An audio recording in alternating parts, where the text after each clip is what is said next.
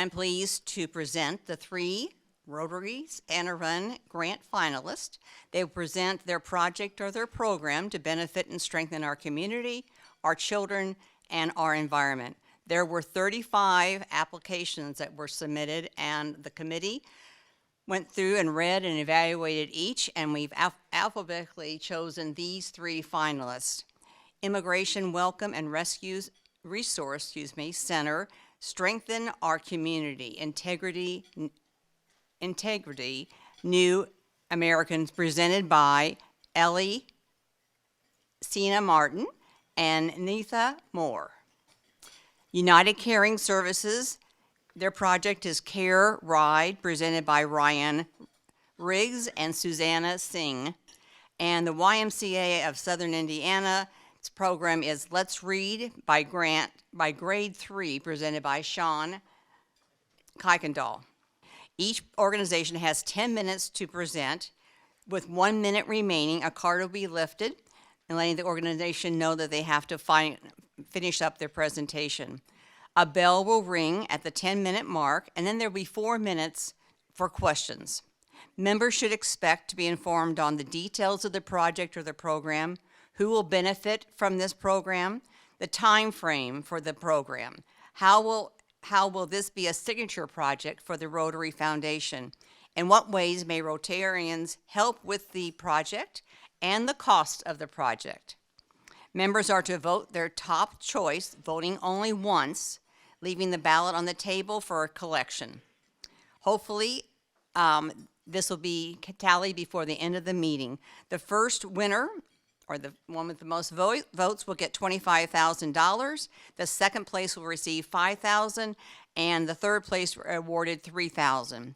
This is, again, a great work done by the Rotary Club and our Rotary Santa Committee, and this is our 12th Rotary Santa year, which will be December the 6th of 2025. And we have the Immigrant Welcome and Rescue Resource Center, Resource Center, come forward. Thank you, Kathy. I'm Ellie Sina Martin. And I'm Neitha Moore. I'm the Executive Director for the Immigrant Welcome and Resource Center, and you have known me here in multiple hats as I've worn. And before we start, I do want to take a moment to do a shameless plug for the Festival of Nations, which will happen right here at Old National Events Plaza just 2 days from now, 5 to 8 p.m. Come have dinner and celebrate the diversity in our community and the children that represent that diversity. Thank you, Ellie, for that shout out. I would also formally like to invite you as the coordinator for the Festival of Nations. I know most of you know me probably as a former public school teacher, a Spanish teacher, international club student mentor, and also I work as a program and event coordinator at EVSC Foundation, but now serving as a board chair for the Immigrant Welcome and Resource Center. So I'm going to talk about why we need the center. And we all know that our country was built by immigrants, and we bring assets to this country, and we have built this over generations of immigrants. And once we are here and established, we are known in our community and we have connections. But for many new Americans that are coming to our community, it's sometimes challenging overcoming barriers that they may experience, whether they're language barriers, whether they're cultural barriers, whether they're system barriers. And so to make sure that our new Americans coming to Evansville have that opportunity to make those connections, to serve our society well, we felt the need that we needed to create a Welcome Center. So what is the Welcome Center? So there's our problem. And our goal is to try to help eliminate some of our barriers. Predominantly as former teachers, one of the easiest barrier that we all encounter, and I'm sure you all have as well in your interactions with different community members, is language. You know, whether they have an accent, even though they speak English language, whether it's cultural nuances from understanding time, how we attend work, where we go, just navigating the city in itself, whether it's healthcare, education, legal services. So the Immigrant Welcome Resource Center, we're a physical hub. where we provide services, some of the barriers that I just mentioned, support, and we celebrate each other's cultures, events, and we also engage between immigrants and the larger community by hosting other community events at the center. So an example of an event we just recently had in March was our community baby shower. It was not exclusive to our new Americans or immigrants. It was open to anyone and everyone in the Evansville area. And we had a successful turnout for our very first community event. We also have hosted job fairs. We have hosted VU cultural language classes to help mitigate some of those language barriers. So sometimes it's not just sufficient, as we all know as educators, in classroom, yes, you're getting 40 minutes of English classes or 45 minutes. You might watch Netflix to learn English, but you also need practice. So with partnership with VU, we are also hosting language cultural classes, so you can come, participate, and practice English with those that are learning to speak English. We also provide case management and facilitated connection, follow-up with community partners, and available services, programs, and resources. And we just hired our first case manager. Finally, it's happening. So Ellie has been doing a great job facilitating the case management as she is organizing the day-to-day operations of the center. And the board members, we are happy to help where we can, but she's really been facilitating that case management. And so now we do have a case manager, and we're excited to get those the communications going with our partners. So some of the services and programs that we offer focus on priority needs, cultural competency trainings. We have held several of cultural competency trainings with local nonprofits, other businesses and organizations. We also are doing training, gathering, and sharing information. We worked with Community Foundation Alliance of Warwick County and Vanderburgh County to survey and collect data on what is the true scope of our immigrant community in our region, not just in Evansville, but in our surrounding region. And hopefully those results will be coming out soon. We also, we already mentioned, we do the ESL and language courses and job referrals, which we're starting to cultivate those with the few job fairs that we have had at the center. We wanted to give you a few slides to learn about what the Welcome Center is, because we are a brand new nonprofit and you may not have heard about us. So, yes. We started as a nonprofit. We're incorporated last May, and we're a volunteer-led organization up until February when I became the founding executive director. So we've been doing this work as all volunteers, even as we're starting services. And the opportunity of the Santa Run grant for us is to continue building on what we have started. So as Neethi mentioned, we've hired our first case manager, so now we can advertise at large, because Ellie is not just doing everything with volunteer-led support. And for us, this grant is an opportunity to support that new Americans case manager to provide connections to existing services. We know we're not an end-all organization. There are many other community partners on our advisory board and the tri-state region that support different areas of service. And for us, this is an opportunity to support new Americans who settle here to stay here because we need them for population growth, we need their taxes, we need them for the next generation. But also it is an opportunity for us to make sure that the next generation of Evansvillians are well supported and integrated, you know, for the life of my children who were born here and will stay here, and their children. So part of our funding goes to that. And I wanted to highlight here this family just as an example. So Alejandro Segovia, some of you may know, came a few years ago from Venezuela. He's been instrumental in starting the first kind of little league baseball team. And I'm from the Dominican Republic. Baseball is very important. So having a team from your own culture that is training all the little people in this sport is not just get used to living in your new home, but it is a welcoming sphere. My children sadly did not want to participate in baseball. They chose other sports, but I support Los Lobos, and it is a great story showcasing what is possible. In case you did not know, here are some figures about the amount of taxes and contributions, spending power from immigrants in Indiana alone. This is an aggregate information. So it's millions of dollars contributed by different categories of immigrants. This data is old, from 2020, so that number is much higher now. In case you're wondering about population growth, Indiana has seen its first amount of population growth in 15 years, and 70% of that was due to international immigration. So when we say keeping new Americans here, benefiting us as a region, we mean it, and the data supports that. Other pieces of this grant will go support building a welcoming physical space. So we know that when new Americans come, there's many new things.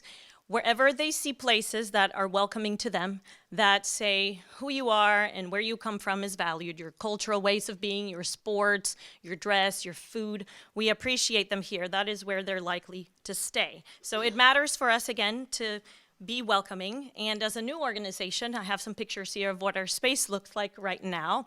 We have a lot of white walls. The Painters Union did a great job of coming and revamping this space. They donated both the paint and labor, as they employ many new Americans in our region.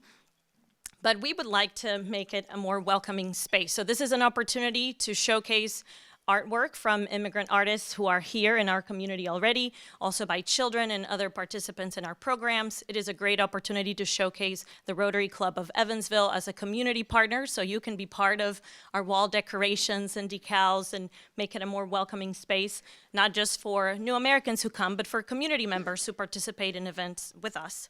So part of the grant will go to that. And finally, I would say that part of the grant will go to protect the precious cargo that is in the building. We are in the old Goodwill building, which has multiple public access points between the distribution center and the outlet store, the IRS, and other groups. To protect that space, they have a number of security cameras already installed. But we want to be aware that the political climate is not always welcoming to new Americans. So we want to have our own ways of connecting to the security cameras around the building, so that, as you can see, the children already participating in events, the new moms that came to the community baby shower, the English conversation group, when they come, they know that they'll be protected and that we're watching out for them and feel safe. So this is just some information about the Immigrant Welcome and Resource Center. We appreciate the opportunity to present to you and let you know about our organization. Thank you very much. You have some questions from anybody, please? Raise your hand. We'll pass the mic around. This is an exciting project and everything. Part of the grant applications asks for involvement from Rotarians. So how can we get involved? That's a great question. So if you speak English, you would be a great volunteer for us in one of our English conversation clubs. You could also be a great volunteer at upcoming summer programs that will be starting in 2025. So you don't have to be a teacher. You could be a field trip chaperone. You could be a conversation partner. You can help with snacks. And also, if you want to work with children, next school year in our after-school programs, we have a United Way grant for that. You could be a tutor. You can help children with their homework, knowing that some of them have parents whose fluency in English may not be able to help them with pre-algebra or econ and some other language-heavy subjects. Can you tell us what are the different nationalities that are coming in that you're seeing the most of? So top 3 immigrant communities in Evansville area are Hispanic, which we've been increasing from the Dominican Republic for a long time.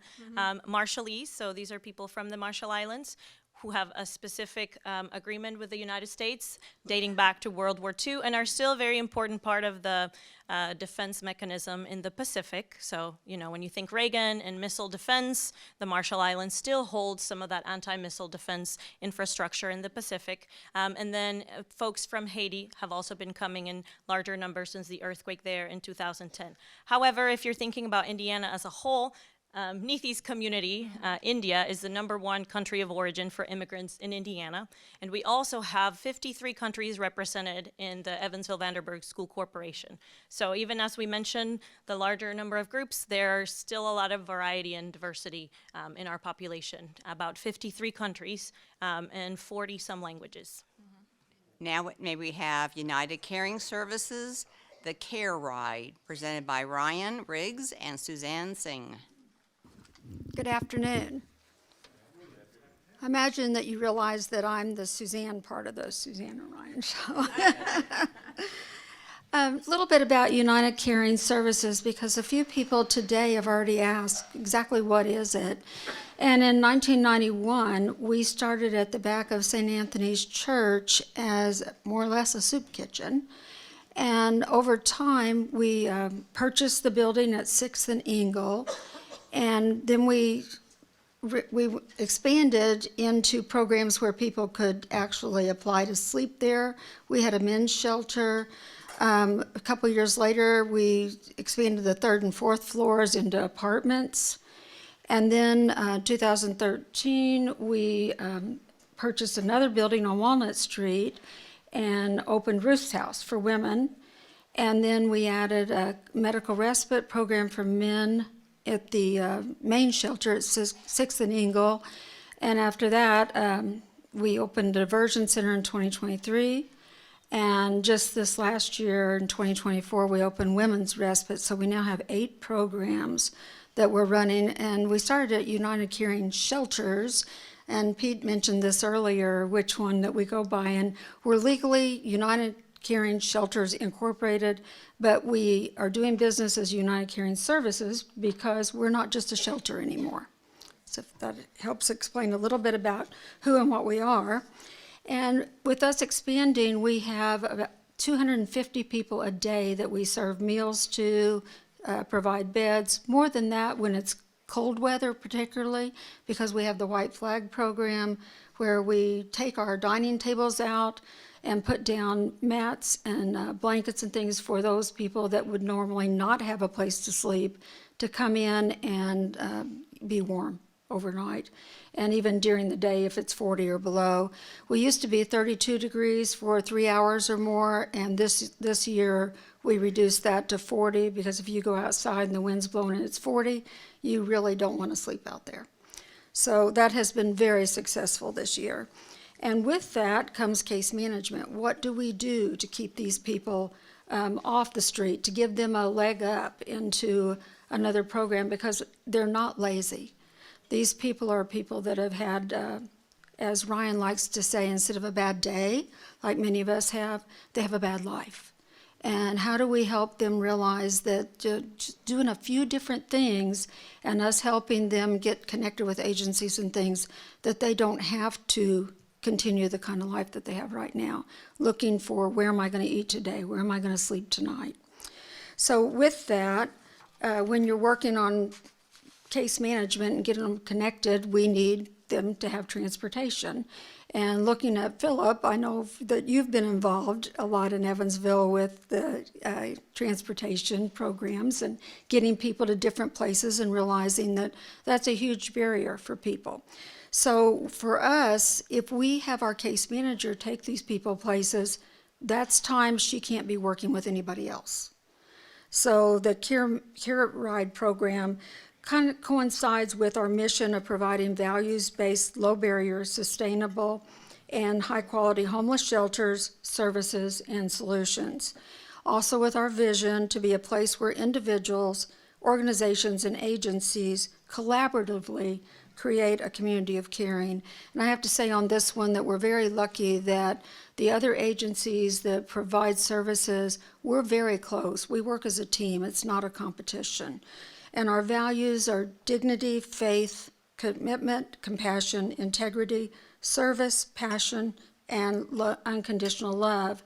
And we are a low barrier shelter, which means that we accept anyone. If people have been in prison, if they've had a battle with drugs and alcohol, they cannot have any drugs or alcohol on our property, but they still need to eat. They still need a place to feel safe and to be able to get some rest. So that's why they call us a low barrier shelter. And we don't have any certain things that we say you have to do while you're there. If they want to pray, they can pray.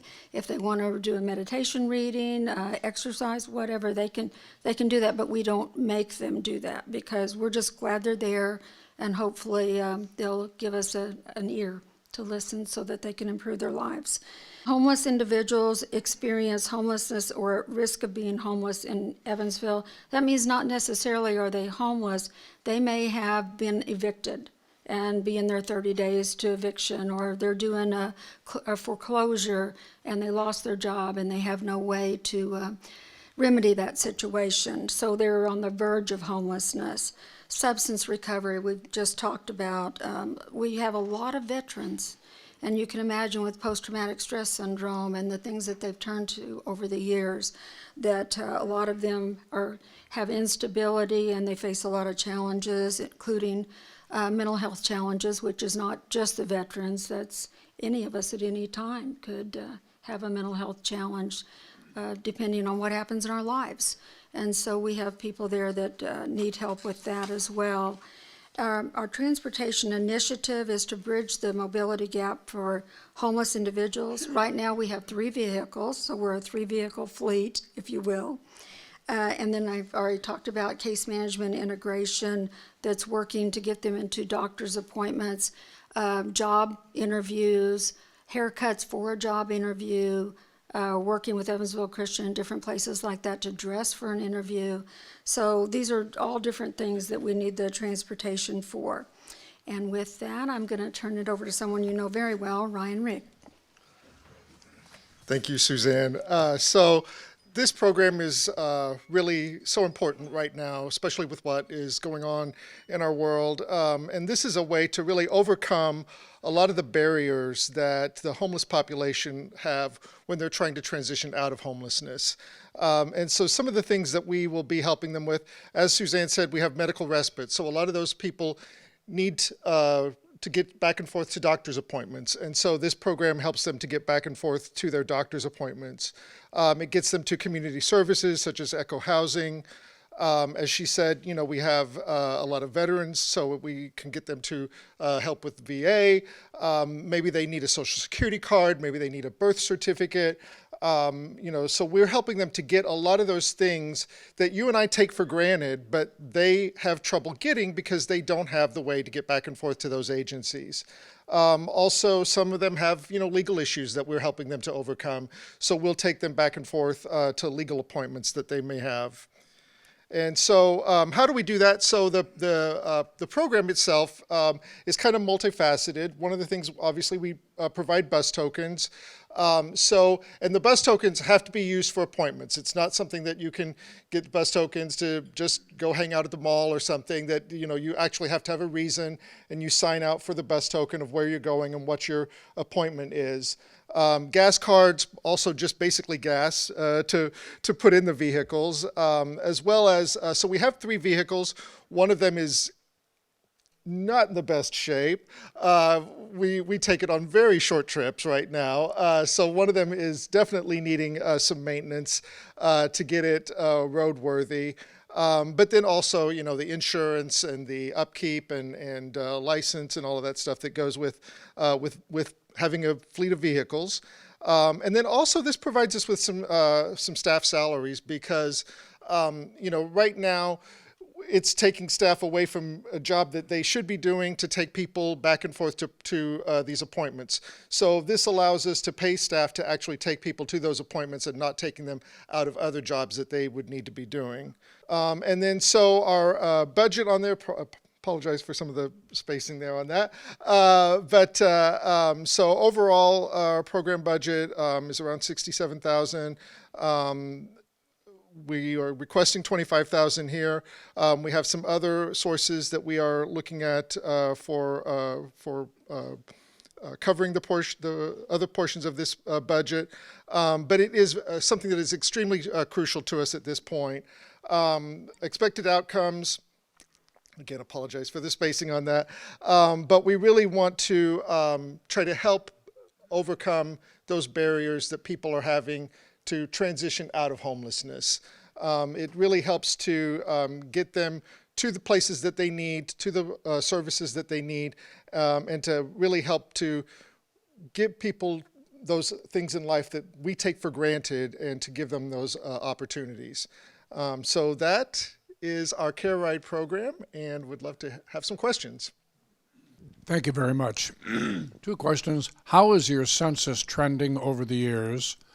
And how many of the people that you're serving tend to keep on coming back, or in fact plug into society? Well, now I've been there 9 months, so I don't have a long history on that. But I will say that we do have a lot of success stories of people who we have, been able to get them into, housing and get them out of being homeless. The other side of that is that because we provide meals 3 times a day, we do see people who come back who maybe have been able to get transition out of homelessness, but because of food insecurity and the cost of food, we still have people who come back to our day shelter for meals. So they're not necessarily a guest staying there, but they do still come back for meals. And so we continue to serve those people and to help provide them that service as well. Ryan, your request is for $25,000. The other amounts that you would need to make up the difference for the program, where will that come from? Anybody who would like to write a check out to United Caring Services, we would take those as well. We are very pleased that just this week we got funding from First Federal Bank. So that is a good chunk of that we've got from them just this week. We applied for a grant from them about the same time that we applied for this, and so you may have seen me on the news this week that we just got funding from them to help cover the difference on that. I suppose my question is maybe a little bit of clarification, because when I first read through some of the stuff on the table, I was assuming that most of this budget was going toward physical vehicles, but it looks like from what you just said, this budget's covering some other things that have to do with this program. Yeah, definitely. So we own the vehicles, so there is about a couple of $1,000s that we need to get one of the vehicles up and running. But we also are budgeting for gas cards, for insurance. We really tried to take, all of the things in that we would need to actually make it work, to make it sustainable. And that's kind of my point of creating this program, is that we were doing these things, but they're not sustainable if you don't make a program and make a budget and make it actually, this is how we're actually spending our money instead of just watching it fly out the window. And so by creating this program, it makes us, kind of holds us to a budget of what we're spending on this program. And if I could add one thing there. On the bus tokens, we are spending between $500 and $600 a month on bus tokens for them to, sometimes we had a gentleman the other day whose physician was in Newburgh, so he had to have 12 bus tokens to get to his appointment in Newburgh and get back. So it's a lot more expensive than you would think just for a bus token. Yeah. Thank you. Thank you for your presentation. And as we know, homelessness is such a challenging social issue. Really, it's not just about sheltering and housing, but it's at the intersection of mental health, mental illness, actually, and also substance abuse disorder. And so I really applaud you both for continuing that work and the cause. My question is a reflection upon my time during my time at UCS, and a lot of my work there was consumed with putting in processes and systems in place so that there would be guardrails for financial, so that we could straighten from existing financial mismanagement. And I just wonder, what has changed since then? Well, we have a really good development manager. We have an executive director that has a lot of development experience as far as getting us monies to help us with the programs, and then just making sure that we're sticking to the budget and trying to lower our turnover. Yeah, I will just add, so as I said before, it's really about creating programs and making them sustainable. And so instead of just money just going out the window, it's really about how do we fundraise for things, and so specifically programs and creating programs that we can ask for money for and for pots of money, rather than just it's jokingly, yes, anybody who would like to write us a check, absolutely, we would like that. But when you actually create programs that are sustainable and that you can continue to ask money for, then that helps to make the program go beyond. And, hopefully, we will have a long life to be able to continue to serve the homeless population here locally. Thank you. And now, last but not least, the YMCA. Let's read by third grade.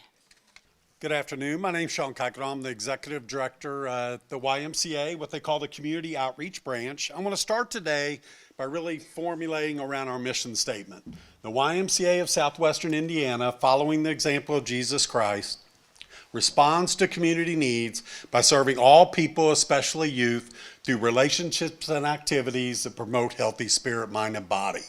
There's a lot to our mission statement, but I want you to focus today on that piece about responding to the community needs. Being around the YMCA for some 33 years now, 17 as a volunteer, 15 as the executive director of this branch, I've been able to see things over the years. And I'm really proud to say that we've grown a program to where we have 39 programs, 27 different schools. We serve over 1,500 kids a year. That is just within the outreach branch, which focuses on three major things. The key piece is all those are free. Some of you may come to our Y and do our child care programs and youth sports. Those cost a fee. But everything we do within my department is roughly $1.4 million of a $10 million budget. The primary focus is youth development. Many of you have heard about our character development programs we do in the community for over 30 years, healthy living and physical activities, fresh fruits and vegetables for kids every day, and nutrition education. But the third piece, which is critical to our mission, is social responsibility. Matching up well with what you do as Rotarians is looking at others first, not just yourself. We put that in our kids, and they participate in at least quarterly service projects. We have a belief that every generation should learn about our democracy, so we have civic programs where kids take over the State House a little over a month ago. Evansville now has the youth governor for the state of Indiana. We're super proud of that. The other core piece that we focus on is our literacy programs, and that's really where we put things into a basket. As a trained social worker, we try to see what can we do to solve a community problem, not always just helping an individual. We need to look at what can we do to really solve community problems. One important piece of that is what we do is we make sure that we provide a library for kids. Over 800 kids a year get 13 brand new books. What's important about that is the average middle and upper income child gets 13 books, has 13 books at home to pull off a shelf. The average low income kid, one book for every 300 kids. We give 800 kids a year 13 brand new books. One way the Rotarian group can be involved at whatever level is to sign those books, because we don't just give them a book, we actually give them a book with a message on the inside cover. Signature students, Keurig Dr. Pepper, businesses, Centerpoint, lots of different places come in and write these messages on the inside cover, so when that kid opens that brand new book, they're getting a real positive message about the love of reading. This particular program that we do, we give books a part of. The first one that this particular request would fund is our Level Up program. The Level Up program is a summer reading program. 13 years ago, we were one of 25 Ys in the nation. Most were Chicago and other big places, but we were chosen to launch a program. The average low-income kid loses 2.5 months of their reading over the summer, and that's every summer. So by 6th grade, they're already 2 years behind. Okay, we started that Level Up program, and we've been able to sustain it over time after that funding has changed. We have lots of support from places like Wellborn Foundation, Holiday Management, and other groups that make sure over the summer that these kids in 24 different classrooms across our community get to attend a summer program focused on reading and getting those kids on grade level with their reading by 3rd grade. There's an AM academic program that teachers provide, and then we provide 4.5 hours of enrichment activities for those kids every day. $10,000 of this request would fund a program at Glenwood School. It's a very needy school, you all know that, but one of the problems over time as funding shifted, it seems to be the school that's always left last to maybe be funded. So we've luckily, CenterPoint Energy stepped up and Holiday Management stepped up this year. But next year, we need to find the next group who would fund Glenwood Leadership Academy to make sure they have that program. Very important to us to continue to do. The next program we have is called the YREAD program. The YREAD program, many of you may have heard through legislation last year. In March of last year, the state said no longer, if you don't pass the third grade iRead, you will now be held back. Okay? That was a big issue. That law has been in place for a long time, but they didn't enforce it. They decided last year to enforce it. That is 15,000 third graders across the state of Indiana, nearly 1 in 5. Indiana currently has an 82.46% pass rate on that iRead test. When you look at EVSC locally, they're at 73.46.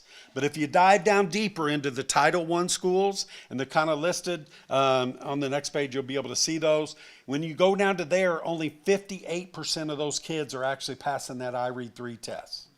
That's a big issue in our community. And when you look at it as a YMCA, how to respond to the community, we are stepping in as we can as a Y to be able to do the things we need to do.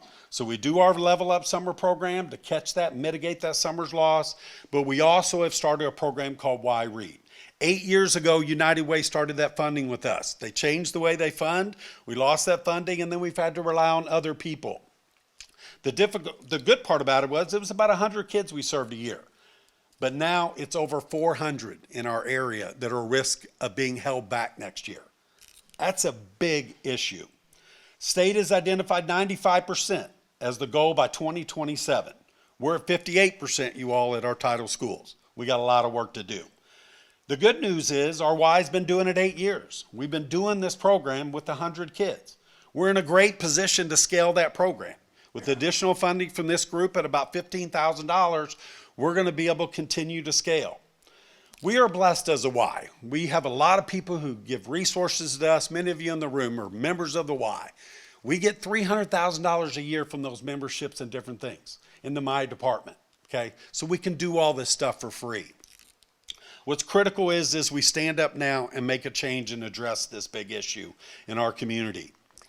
So here's what we decided to do. EVSC got some funding from the state to cover the salaries of teachers, and we decided, hey, how can we come together, take that program we've been doing 8 years and the new one EVSC wants to do, and let's pull it together and make sure we're addressing and meeting the needs in our community, okay?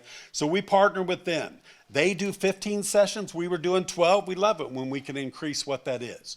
So in the month of January through March, these kids actually attend 12 to 15 sessions of tutoring in a 1-to-6 ratio. So not 1 to 30 like a teacher deals with in a school year, 1 to 6. So they're able to truly move the needle with these kids in terms of what they do. So one thing that the Y provides is a $40 certificate for the teacher to buy supplies so they don't have to reach into their own pocket. We provided basketball and a graduation ceremony with a pizza party to make sure that kid feels accomplishments for attending that program. We invite families to that graduation so they're a part of their child's success. Every one of those kids get 13 brand new books. Let me show you what we did from 2024 to 25 based on the need to respond in our community. We went from 7 to 15. We went from 16 to 47 classes in our community. Students 117 to 296. Teachers from 16 to 47. And books, as you can see, that we more than doubled the amount of books. Again, every single one of those kids got 13 brand new books. So now I want to talk to you about some of the results from this year because you know they just took the test in March, okay? And it was very important for these kids to be able to pass this test because trust me, these third graders are worried. Dr. DeCarlo Owens with EVSC had shared with us that of 170 kids that they got releases on to share their data, 36% of those kids who attended our program this year passed, which means that's 61 kids in our community who do not have to be held back next year.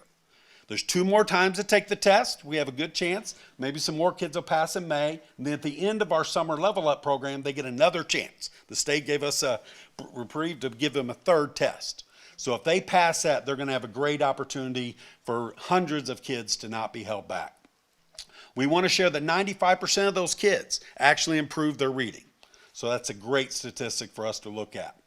With the support of $15,000 from this group will be able to help fund this program and make sure next year, because we got a group of first and second graders that are struggling and they're behind. In closing, I want to talk to you about some of the best things we like to do as a Y. We talked about what do the kids say about what we do. So Dr. Owens with EVSC had passed these on to me because I asked her, because that's her job with EVSC. And she said, one kid at one of the graduations said to her, "Are we going to get another basketball?" That was important to them. Another one said, "I wish we could get more books at home." A third one said, "The pizza party was so much fun. I want another one when I pass in May." So these are kids that go through one cycle and then end up in another cycle with us. We truly value this partnership, is what Dr. Owens said. With the YMCA, 61 students are now not going to be held back next year. We appreciate everything for you to consider today. We know that as Rotarians, it's critically important for you to continue to do things to help the community. Thank you for your time. Hi there, thank you for your presentation. I've heard something in the past related to kind of the importance of a second grader making it to third grade or a third grader making it to fourth grade in terms of kind of forecasting their future success. And I don't remember exactly kind of what those projections are, but I was curious if you could explain a little bit about why it's really important at this age that they are successful in moving forward in school, and if they're not, kind of what the impact of that can be later on. Yeah, and that's a great question. 10 minutes is 10 minutes, but one thing I'll tell you is that third grade reading is the #1 predictor of high school graduation. Third grade reading. That's why the Y commits over $150,000 a year from our budget to make sure kids on grade level with third grade.